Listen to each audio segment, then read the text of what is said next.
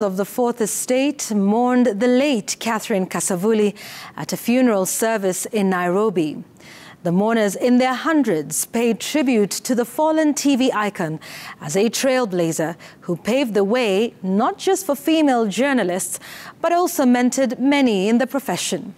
The late Catherine passed away in December last year after a battle with cancer. Brenda Wanga reports.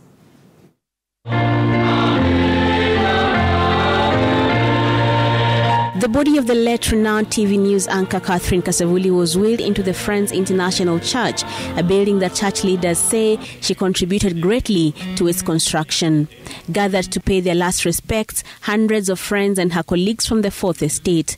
Her family and close friends now left with only fond memories of their kin. Mboga sikuli, lakini baba alikuwa analeta nyama siku moja, alafu Catherine ndiye alikuwa ananiombeaga nyama kutoka kwa baba yake. Catherine was my best daughter. She was very prayerful. She took care of me, she educated me, she made me laugh, she played with the neighborhood kids, and they used to say, "You have the coolest mom out there." She would come and play shake with us. She introduced me to people whom I didn't know I should have been in reverence of. I just thought, mom's friends. Then I started seeing mom's friends on TV. I'm like, oh, okay. Then mom's friends are doing this. And then I started, coming into it. But she was always humble. There wasn't an air about her. She was very obedient and respectful. I remember fondly taking care of her and my other siblings as well.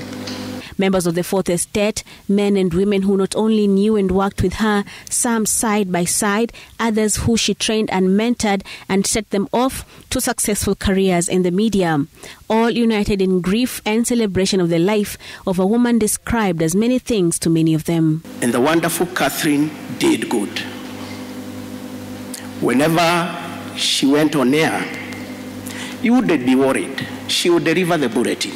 We had so much fun because she had a great sense of humor. She always had us in splits, always.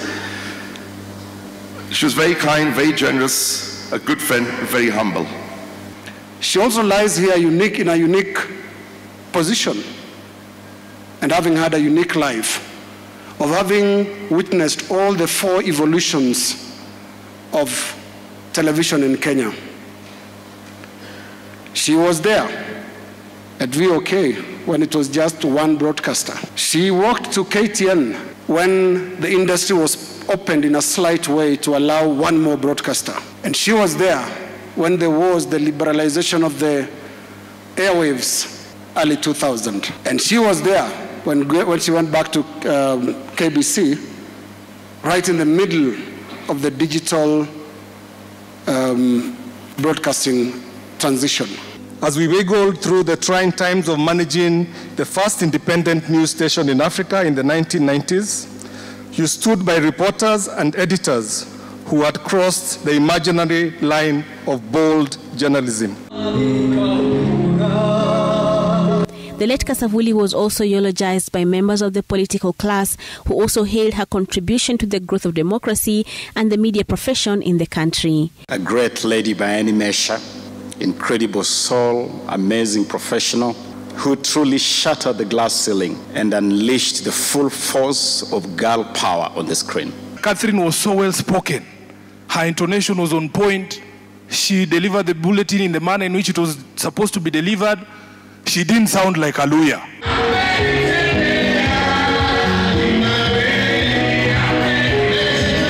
Her immediate former colleagues led the congregation in a musical celebration of the life of the departed broadcasting guru who lost her life after battling cancer in 2022.